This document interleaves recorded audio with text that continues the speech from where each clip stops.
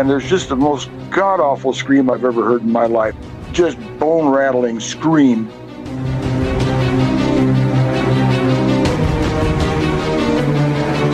This head kind of pops up and it's looking at us, and it's this dark brown, large head.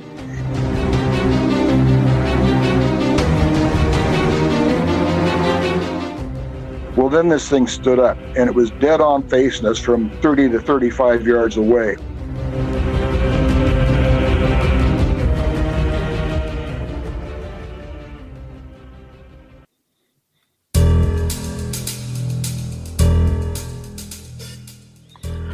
This is the Cryptid Creatures Podcast. I am Brian, and with me as always is my co-host Todd. Todd, what a great trip to Oregon we had last week, huh, buddy? Man, it was a great trip, Brian. What do you think about that? We were talking about that. Oh, man. There's nothing more beautiful than those mountains, I'm telling you. It's amazing. It's God's country. It is. God's really. Country. We got to get out a little bit with our first guest, Adam, walk around a little bit. We did. That was fun. Yeah. Got a video that I've got to put on Facebook or whatever, YouTube, that we recorded. I got to get that out there. Yeah, we'll get it out there. The listeners. But yeah, great time, man. I missed it already. I know, me too. I'm trying to figure out a way to get back there. We got out there in the are ya? We got out there in the dense forest of the Blue Mountains north of Tollgate there, and oh yeah, where Adam's daughter had some kind of sound and weird incident going on, and there was some structures going on. But man, you get out there in that wilderness, it's just, is it not just thick and dense? Like, whoa. Yeah, and I can see how something could hide from you very easily, like 15, 20 feet away, even. Yeah. It's just amazing. Yeah, amazing. And it's creepy a little bit. Yeah, very creepy. But hey, enough about us. Let's talk about our guest tonight. We got a good one coming on. We got Rob coming on, and Rob's been around Bigfoot investigations for a while. Yeah, he's been doing a lot of stuff with the BFRO, and he's got some experience. So, worked with John Green. If people know who John Green are, that's back in the day, one of the original. If you don't know, Bigfooters. Look it up.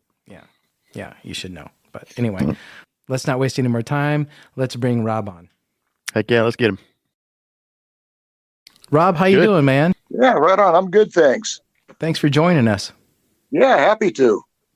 So, Rob, before we get started here, I was reading your bio, and you've done some interesting things in your past, and you've had more than one encounter for sure. It says here you had your first encounter in 1969, but before we get started, where are we talking to you from? I'm in Snohomish, Washington. Snohomish. About 30 miles north of Seattle. Okay, gotcha. So you're close to the Olympia National Park. Is that right? No, actually, I'm on I'd be on the east side of Hood Canal. I'm actually in the foothills of the Cascades. Okay. Is that where you're from? Okay. No, I'm actually from Seattle originally. Gotcha. And where did your first encounter happen at? Was it that area? This happened up in outside of a town called North Bend, Washington, which is about 32 miles east of Seattle. And North Bend is a small little town, logging community. And its prominent feature is called Mount Si, S-I.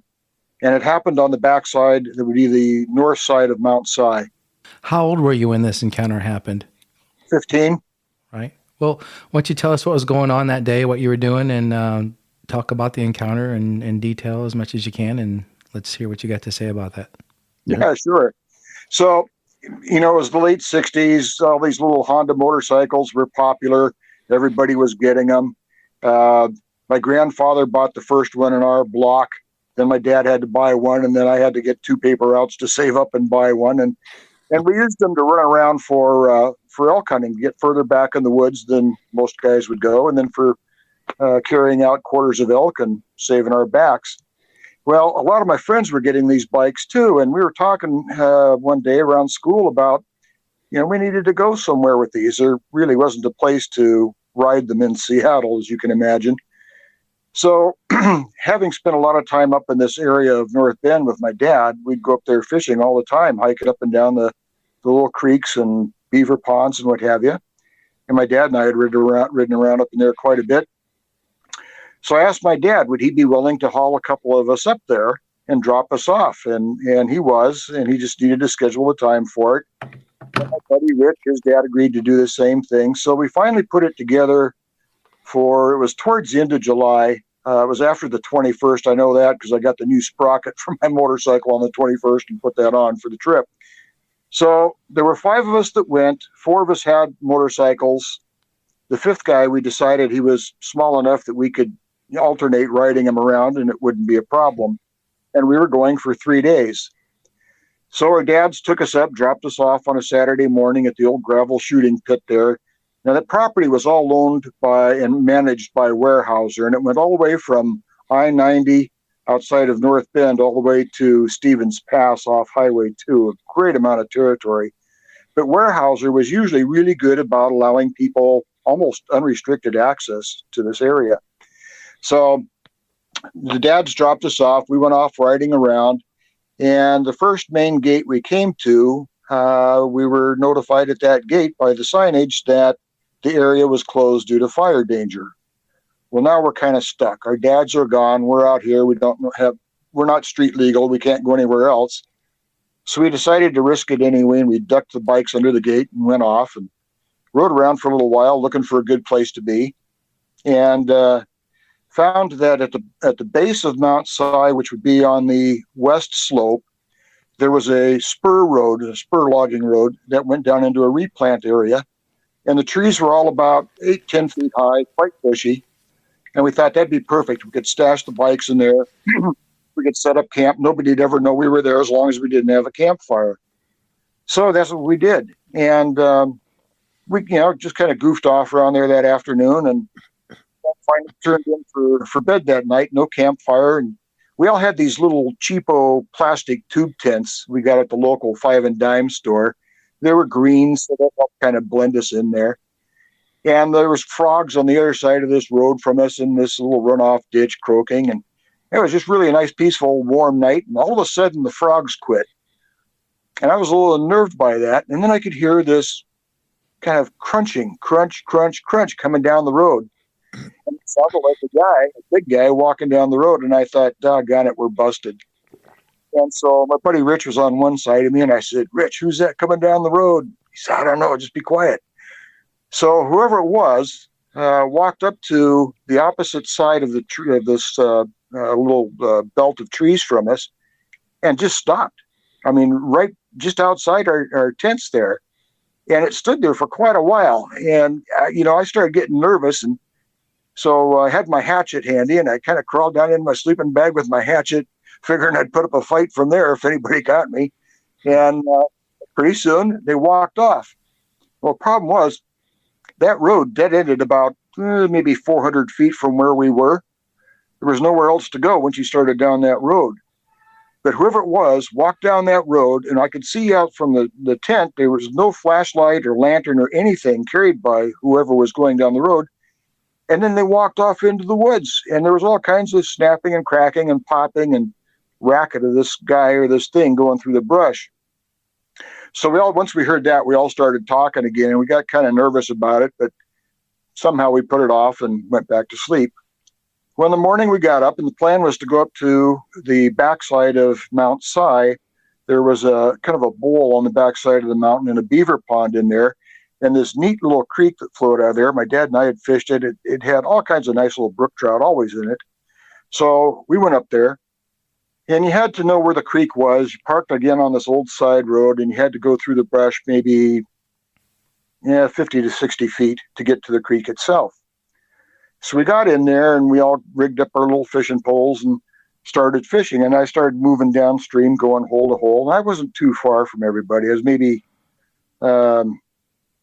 maybe 35, 40, 45 yards at most from everyone. And I was just dropping a single egg into this little pool in this creek, and there's just the most god-awful scream I've ever heard in my life. Just this tremendously powerful, just bone-rattling scream.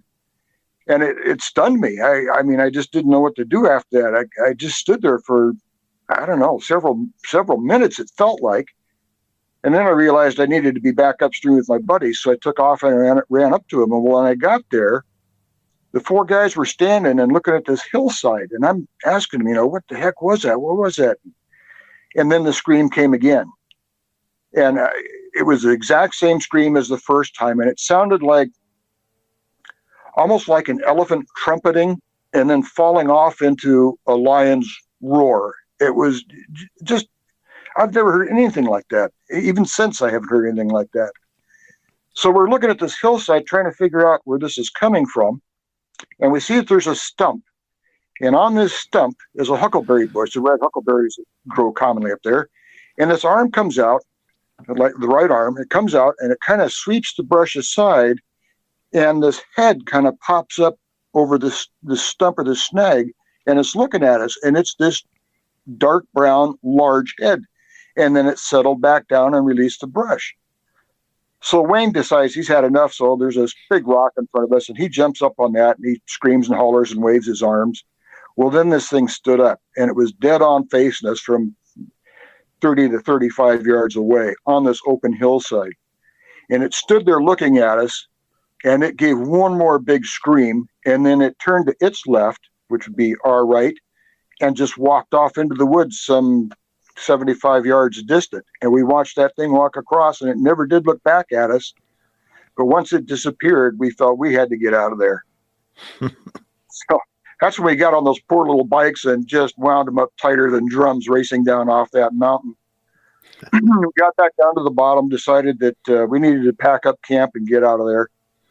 And so that's what we did. We went back and packed up camp and then moved on down the road, spent the rest of the day riding around trying to find people to camp with. And I don't know, I should probably take a break there in case you have questions. Sure. Yeah, we got questions. Yeah. I don't know where to start. That's an awesome encounter. First of all, before we get into really the details, did you guys notice any kind of smell while you guys had that encounter? No, not at all. That came later, and I didn't even equate the smell to these creatures until many years afterwards. But no, at that time, at that spot, no smell at all. Right. And when you guys were sleeping in the tents the night before, you didn't smell anything either, as you heard something walking around. Right. Yeah. No smell, nothing. Gotcha. Okay. So what did you see? What can you tell us what the face looked like? After all these years, I'm still trying to remember the face. And I don't know why I maybe blocked it out. All I remember was, I guess I was looking more at the size and the musculature of this thing. I do know I did clearly see kind of a conical head, that sagittal crest type head. And I could see a very prominent brow ridge. But other than that, I should have been able to see more because the sun should have been over its right shoulder at that time of morning at that location. But I just don't recall any other details about the face. I just remember this thing that was, well, at the time we guessed it was maybe 7.5 to 8 feet tall, and later John Green corrected me on that. But it was just enormous shoulders, and it just looked like just this huge bodybuilder. This one, it tapered down at the hips significantly, and below that we couldn't see because that's where the brush was. Mm-hmm. Did you, when you looked at that thing, maybe you were just in shock, first of all. That's why you couldn't, remember so much. You're trying to take everything in. What is this thing? Yeah. How many seconds do you think you were looking at this thing before it walked off? Probably, well, it felt like 3 days, but probably it was total time looking at it and watching it walk, 12 to 15 seconds. So after this happened, you said you guys got on your bikes and got the hell out of there, went back to look for other people to camp with until you went home. Did you tell anybody what you saw? Oh, yeah. We, first people we told, we probably shouldn't have. We scared the hell out of them. Like I said, there were campgrounds up in there. I knew where they were. We went to them. There was nobody there. Everybody was, obeying the fire danger signs. So we came back. There was a little suspension bridge across the North Fork of the Snoqualmie River. And it was just a footbridge, but we often rode our motorcycles across it. And as we were coming down to the bridge, you ride across a clear cut, and then the trail gets a little technical as it gets down to the bridge. And as we were coming to that end of the bridge, that's when we got the smell. And I remember just about the time I smelled it, Rich, who was in front of me, I heard him hit the throttle and go racing off through there. When I smelled the smell, then I took off out of there as well. And so did the two guys behind me. And we just flew across the bridge. And it was just awful. I mean, it smelled like somebody had maybe taken their camper in there and dumped 2 months worth of sewage out of their black tank or something. But there was no way that you couldn't. I mean, it was just a trail. There was no road through there. But we got across the bridge on the other side. There was a car, a young guy, probably, he's older than us, early 20s, and two girls with him. They had a tent set up and they had a campfire going. So we all came racing into the poor guy, jumped off our bikes and started, yelling at him, you got a gun? If you got a gun? And put a little panic into him. Why are these crazy kids asking me about a gun? But he says, well, yeah, I got a 22. And we said, well, great. Can we stay with you tonight? He said, yeah, sure. So we started setting our camp back up again. Of course, nothing to tie the tents to, so we had to sleep out on the ground. But as we were telling our story to him and his girlfriend and her friend, all of a sudden the girls didn't want to be outside anymore, so they slept in the car, and the poor dude had to sleep in the tent by himself. He wasn't too happy with us. But so the next morning, we decided we couldn't be in the woods anymore. We couldn't wait for our dads to come get us, and we just had to break the law and try and ride into town and call them from there, and that's what we did. So Dennis, the guy without the motorcycle, rode with me. Steve, his bike was in the back. He rode in the back of the truck with his bike and my bike. And Dennis and I were telling my dad the whole way home about this thing. In that area, that road goes, the main road in goes for, I think it's 24 miles back. And it dead ends at a place called Sunday Creek. And there was a hermit who lived back there. He was an old miner, and I don't know what all mines he had, but I know where one shaft was that he abandoned. It was only about 100 feet deep, and it obviously didn't pay off. But we'd see him up there. My dad and I ran across him, almost every time we went up there. We'd see him out walking on the road, going to town or coming back from town. And so my dad said, well, that's what you saw. You just saw, like that guy. I can't remember what his name was. You saw that guy. He was all hairy and wore lots of clothes. And I said, Dad, no man can yell like that. No man's 8 feet tall and, 400 or 500 pounds. That wasn't a guy. So he didn't want to believe us. Well, when we got home, a couple of days later, I told my grandfather about it. He just lived 2 doors up from us.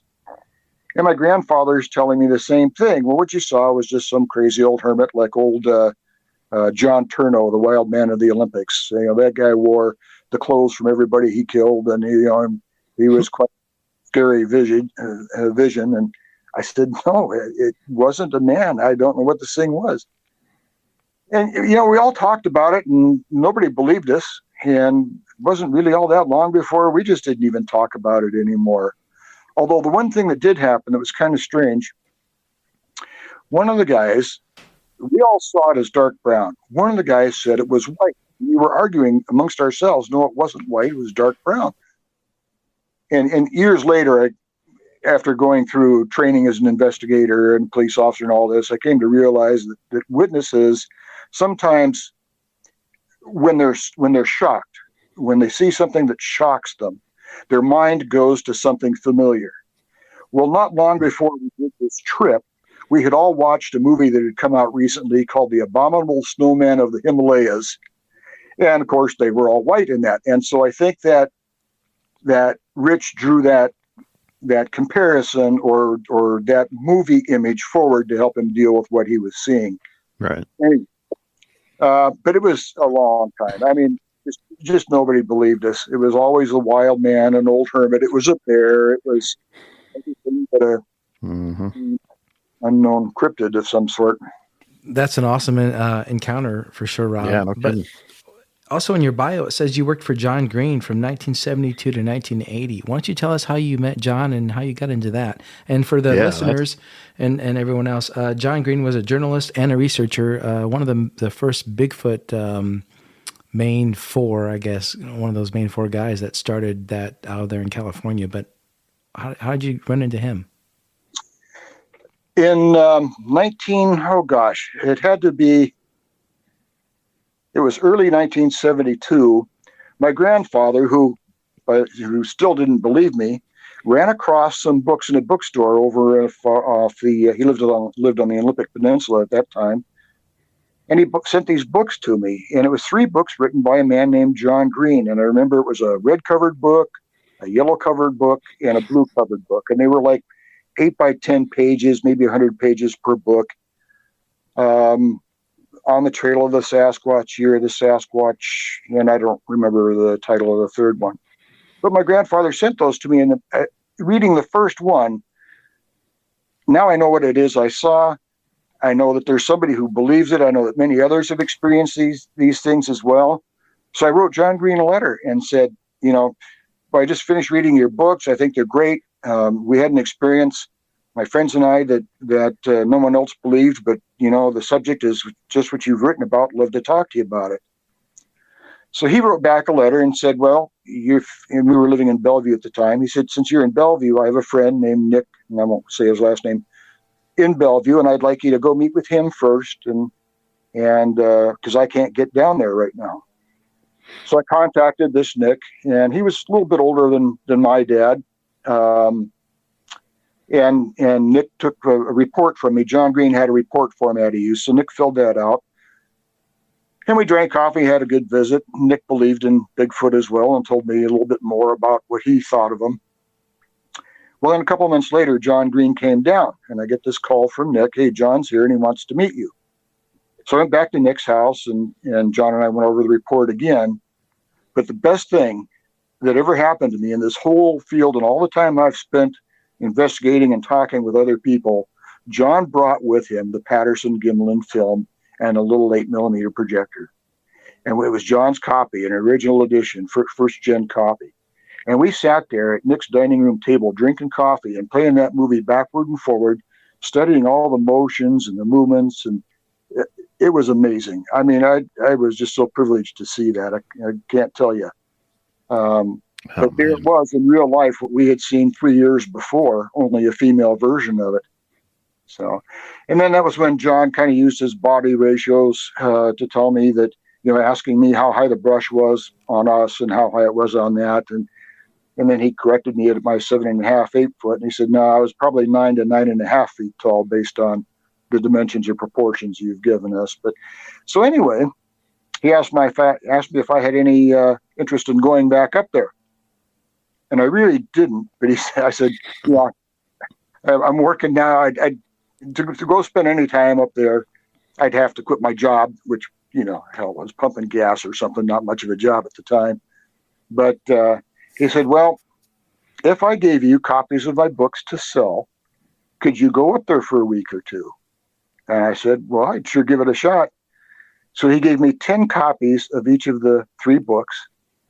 And over the next month and a half, I think I sold 5 sets. Never did get rid of all of them that way. But it was enough that I could put gas in the car and food in the trunk. And a buddy and I went up there, and we spent actually 8 days we got out of it going around that area. And I want to back up here because John Green was an advocate of killing a Sasquatch.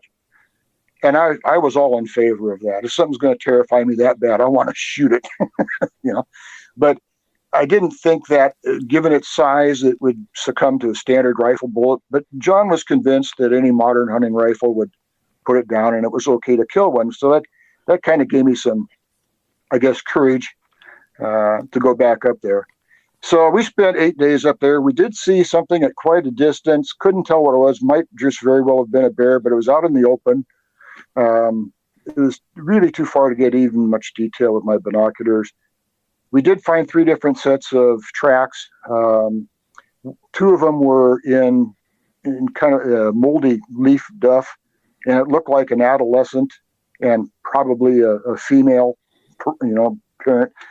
And then we found the tracks of one big boy up on the hill. So we did photograph those. I sent those pictures off to John. And so from there on out, John would call if he heard of something down this way. I think the most notable one I did for him was the Puyallup Screamer. I don't know if you guys have ever heard of that. Mm-mm. No, we It was haven't. okay. So it was one of the earliest vocalization recordings. And many analysts have later said it was a coyote, and then someone else will come back and counter them and say, no, that's, comparative analysis rules it out as being a coyote. It's something much larger. But in Puyallup, Washington, which kind of borders up against Fort Lewis and Joint Base Lewis and McChord, this thing had been screaming for about a week. And some people recorded it. A state trooper almost hit it as it crossed the road in front of him one night.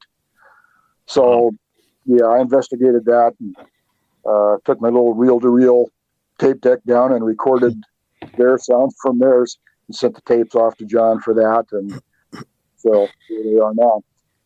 But that was it. He'd call every once in a while with something to go take a look at, or if I heard of something, I'd go look at, send him the results. Right.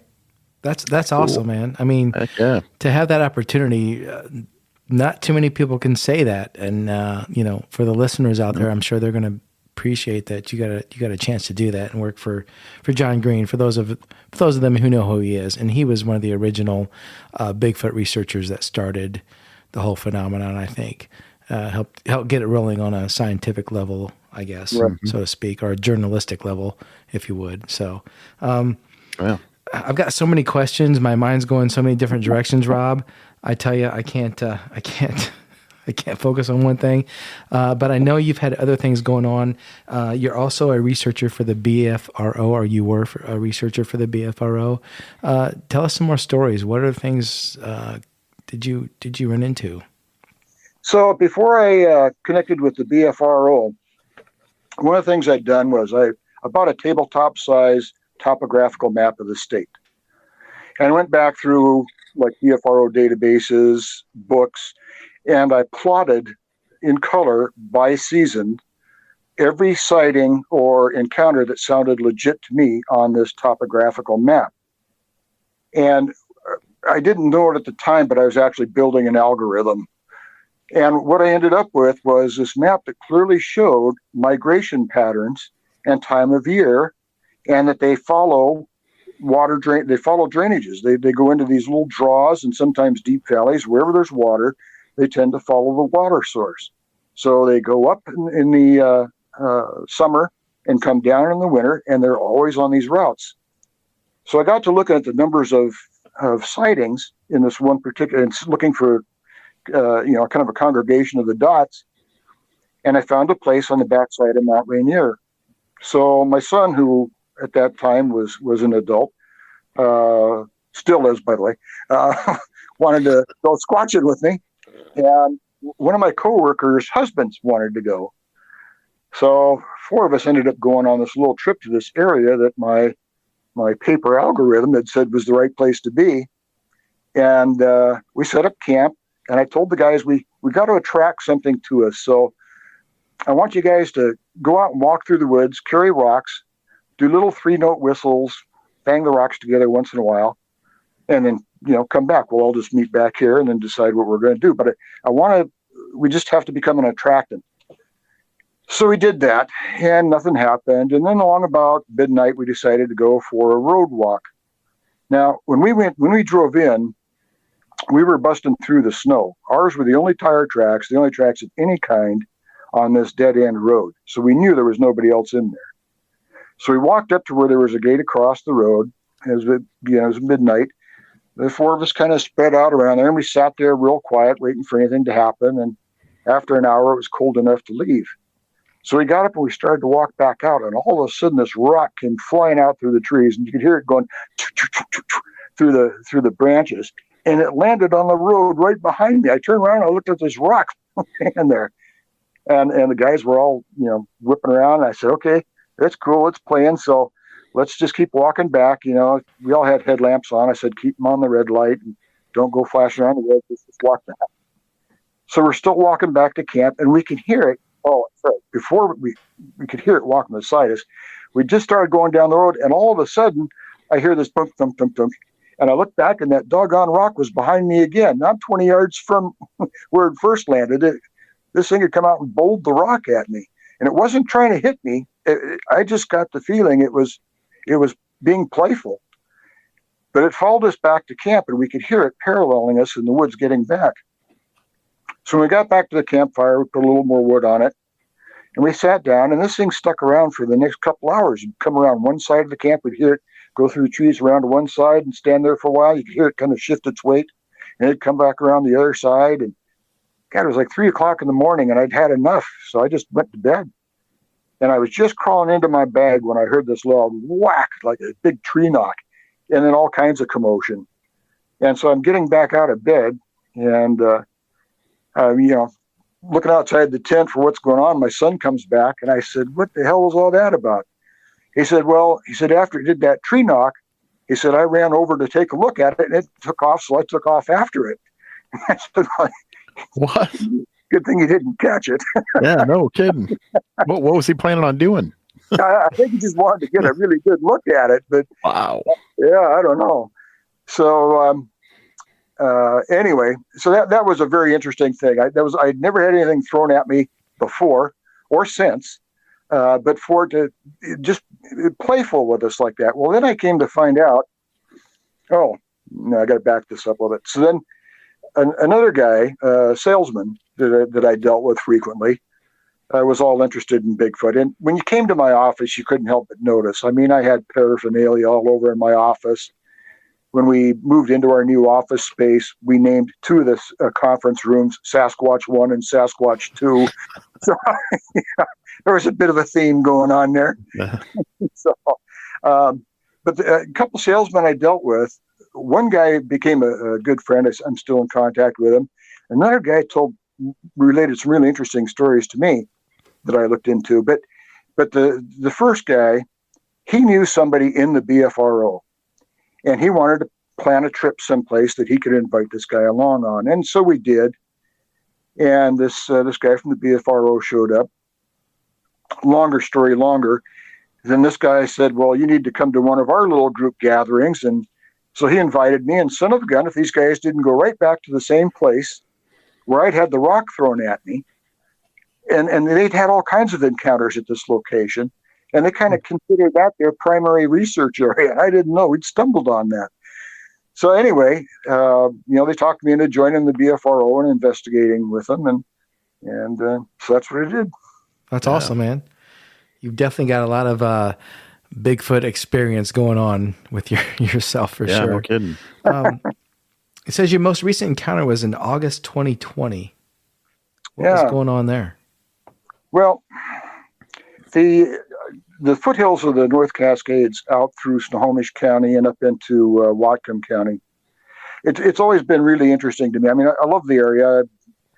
My first experience up here, time spent up here, was when I was 2 years old.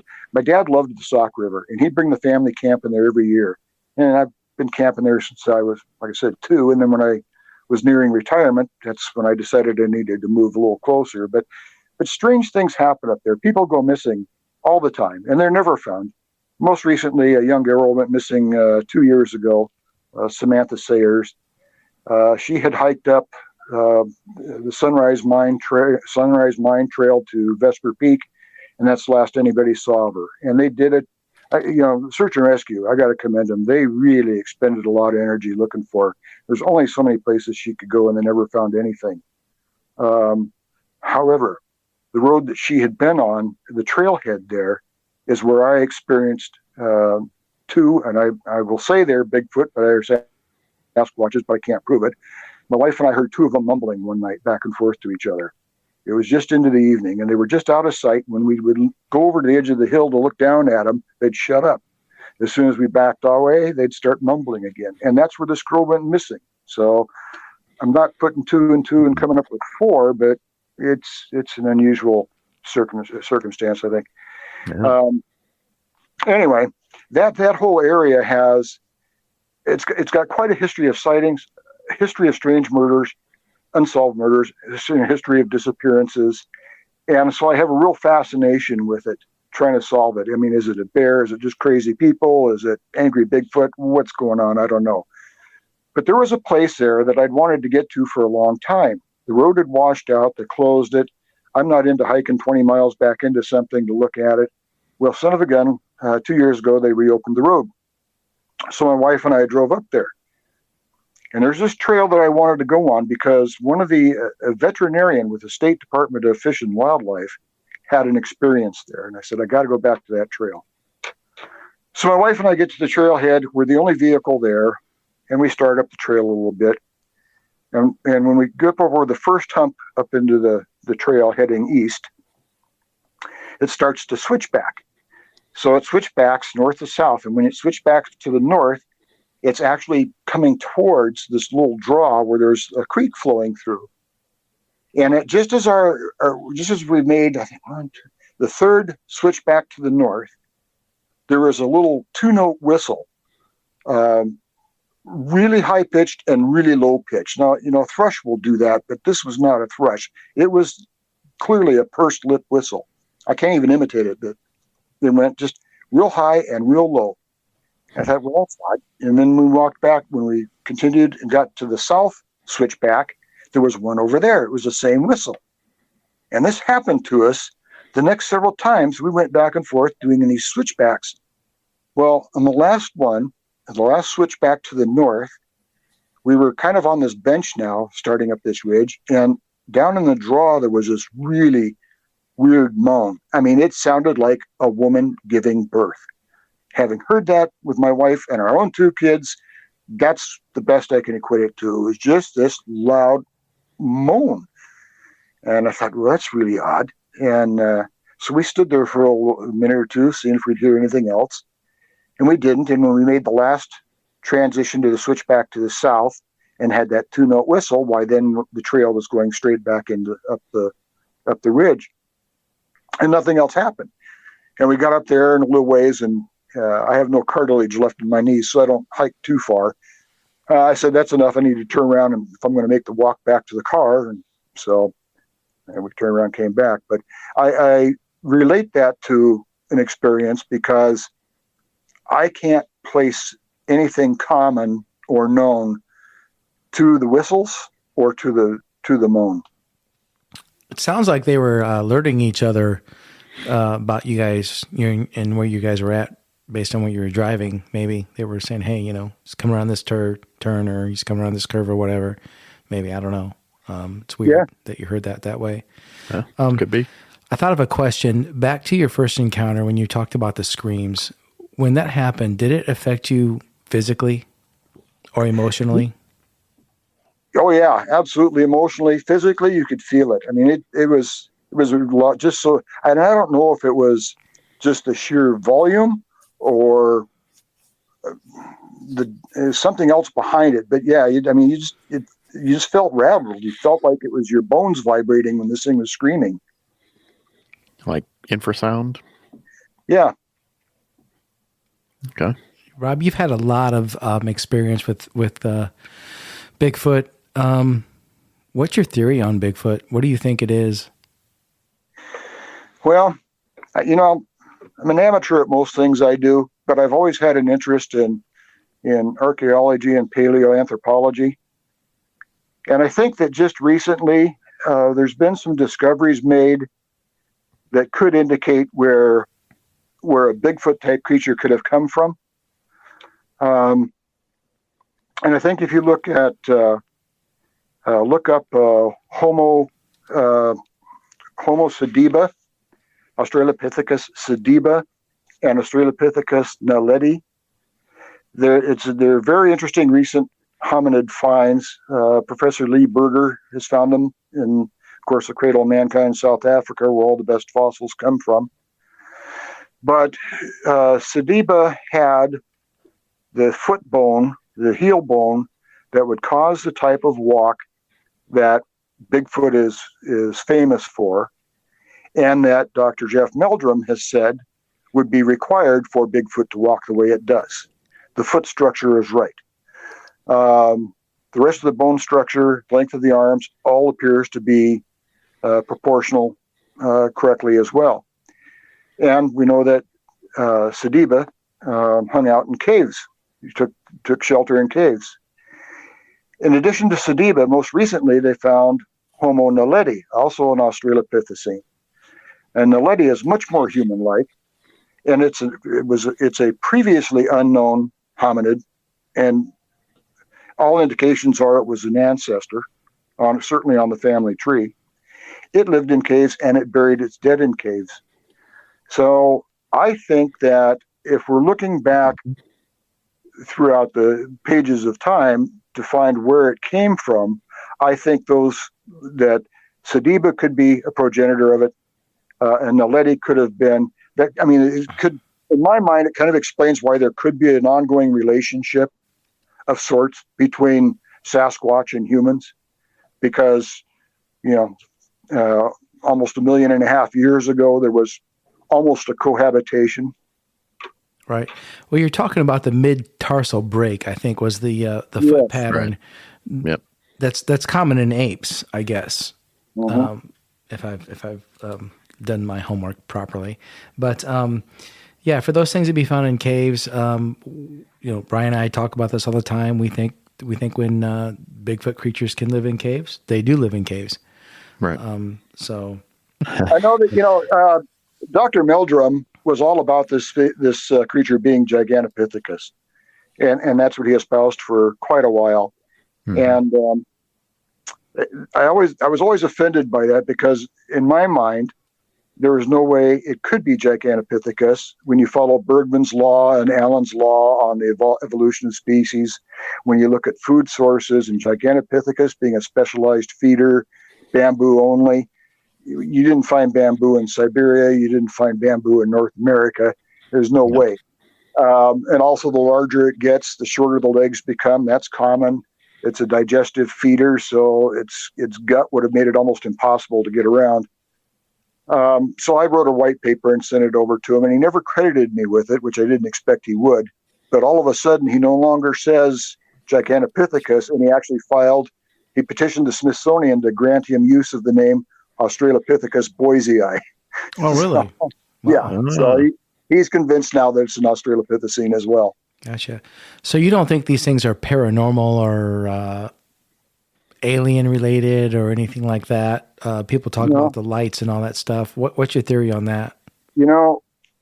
Lately I've come to believe that there are two. There is a natural, earthborn, hairy hominid that we all know so well as Sasquatch, and I think that, and I keep going out on a limb with this one, but I think really that there is a second one that's an imposter. It's some other life form that has found it advantageous to assume the form of Sasquatch, and whether that's for mobility, for ability to hide, for strength, whatever, I don't know. But when you talk about people's experiences, like, are you familiar with Jan Maccabee, wife of optical physicist Bruce Maccabee, and what she encountered? I don't think so. No. She had gone out deer hunting one afternoon from their house. She had a stand out on their property, and she had climbed up into the stand, and she said the woods all of a sudden went very quiet. She started looking around, and she saw this shimmering thing going through the trees like Predator. And she heard this strange sound like wrinkling, crackling cellophane. I'm sorry. Yes, I have heard this story before. Okay. Yes. So she got a picture with her camera, and supposedly, Professor Maccabee had her camera analyzed, and it can't possibly take the kind of picture that it did, but nonetheless it did. So, people see them coming out of UFOs or going into UFOs. I really just don't know what to make of all that, unless, in fact, we're dealing with, some kind of an imposter life form that can assume an appearance like that. It also explains why they suddenly disappear, why someone can be watching them and they just kind of seem to blink out of existence. It isn't that they're so hypernaturally fast or camouflage well. I don't know how else to explain it. I'm open to that possibility anyway. Yeah, we hear so many stories about so many things. You kind of have to think that maybe some of it is possibly supernatural. Nobody knows. Your theory about them being able to, come into this world or whatever, or the theory of them coming into this world, whatever form they want to take, or coming in as a form of a Bigfoot. Who knows? It's so much to absorb, and nobody knows, and maybe we never will know. So it's hard to say. Yeah. It's frustrating, but we know there's something out there. People are seeing something, Right. seeing things, and Yeah. That many people. Go ahead. I'm sorry. That many people can't be wrong. That's exactly. As a police officer, I could have put you in jail for 30 days just for not having a driver's license or a means of identification on your person. And I can tell you that the amount of evidence just on witness testimony, and we've all heard this before, but I could present a hell of a case to a courtroom and say, 6 million people have, overestimated, of course, but 6 million people have seen this guy do this thing, and therefore he's guilty. Right. Right. And before we started this episode, Rob, we didn't know that you were a police officer for some time. So in saying that, I mean, there's credibility there, for you to go through what you've been through and believe what you believe. Yeah. And you probably had to keep that a secret, I'm guessing, while you were doing that, probably. No, not really. It was a small department. Chief was a great guy. Really enjoyed working with him. And one of my friends actually was my field training officer. So if it came up in conversation, I'd talk about it, but it wasn't the kind of thing that normally going on shift or briefing after shift that you'd talk about. But right. Really didn't have to keep that secret at all. Gotcha. Well, before we wrap it up here, Rob, in that area that you're in, do you think that it's just more common that people see those things, that they don't report it, that it's some kind of more of a natural thing that goes on there? And maybe that's why that it, like you said, to talk about it on the police force, there wasn't really a big deal. I mean, do you think that's probably what's going on there? Yeah, I think people never really know who to report to. The Finding Bigfoot show from the BFRO, or partially sponsored by the BFRO, I think for as much damage it did with goofy stuff, it did a lot of good too, because it brought it into our living rooms. It made us use the term Sasquatch or Bigfoot. It made it commonplace. And that got a lot more people comfortable with reporting something. I talked with a sheriff's deputy up there one night on that road. My wife and I were actually up there, and I was running my thermal on this hillside. And he pulled a car over in front of me, and he came over and said, hey, I might be with this guy for a while. You might want to pull out where you can. And I said, listen, I'm ex-law enforcement. You're SOS in a single officer squad, no backup. If that guy gets squirrely on you, I'll help you out. So he sat there, and when he decided to hook and book the guy, then he came back to talk to me. And he said, well, what are you doing? I said, well, you're not going to believe it, but we're actually up here, just looking for Bigfoot. And he said, oh, a buddy of mine, another deputy, saw one just down the road here. And he believed, he crossed the road in front of him, but I still don't believe in him. Jeez. Yeah. Nice. It was a bear. Yeah. That's crazy, isn't it, Rob? It's crazy. Yeah, it is. Yeah. It is. Well, my gosh, we appreciate you coming on and talking to us, man. Yeah, no kidding. Those are some great encounters. I'm happy to do it, guys. I love the program. Well, thanks. Thank man. you. Thank you. We appreciate you listening. You really got me going with the Miller documents. Oh, yeah. Tell you, it got us going. Yeah. Yeah. That's interesting in itself, isn't it? Yeah. But, well, man, if you're out and about and you see anything else out there, running into something else, I'm sure are you still investigating for the BFRO, or? I haven't done anything for them in probably a year because the reports fell off. A lot of the times the reports were coming in, I'd go out and I'd meet with the people. It became obvious they were hoping to be on television. Okay. A lot of fanciful stuff and drama. And so I think when the TV program went away, a lot of fresh reports went away. I just checked it the other day, and there's a few on there, but I've had a lot of training over the years in interviewing and interrogation and detecting falsehoods. And so there's reports that come through, and I look at them, give them a quick glance, and decide I don't want anything to do with them. And so it's been a while since one popped up that had the kind of hallmarks I'm looking for. So Right. other than that, just go out on my own, do my own thing. It just goes back to the thing that, how many people see him and just don't say anything. Right. I think there's a lot of that. Yeah. And you're definitely in the heartland of it for sure. Yes, you are, right smack in the middle of it. Yeah, for sure. Well, man, once again, we appreciate you coming on and talking to us. And yeah, we do. Probably get you back on sometime soon and tell us some more stories. And if you see something else or have some more BFRO things you can talk about, maybe you can let us know about that too. Yeah, sure. Absolutely be happy to. I've got, we haven't scratched the surface of some of the stuff that I've run across. So. I'm sure. I mean, people don't want to listen for 2 hours, but we can. No. Yeah, not some old idiot like me. So yeah, that's for sure. No, it's been great, man. It's been great, really. We appreciate it. Yeah, man. All right, thanks, guys. Keep up the good work. We appreciate it, man. Thank you. Take care. Thank you very much. You betcha. Bye-bye. Bye. Once again, man, good stuff. That was an awesome show. He has done a lot of stuff. Man, being a cop, BFRO, working with John Green, his encounters. Yep. Really cool guy to talk to. Really cool. Yeah, that was fun. I wish we had more time. Yeah. Me too. Once again, thanks to all you guys for listening. We appreciate it. You guys are great. Yes, we couldn't do this without you. Thank you. Yep. If you've had an encounter and want to be on the show, please contact us, info@cryptidcreatures.co, or look us up on Facebook or Instagram or Twitter. Where else, Brian? YouTube?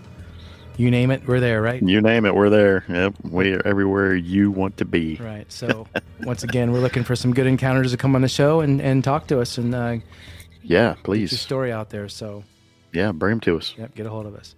Brian, once again, as always, man, been a good time hanging out and appreciate it with you. Always fun, brother. All right, man. Until next time, we'll see you later. See ya.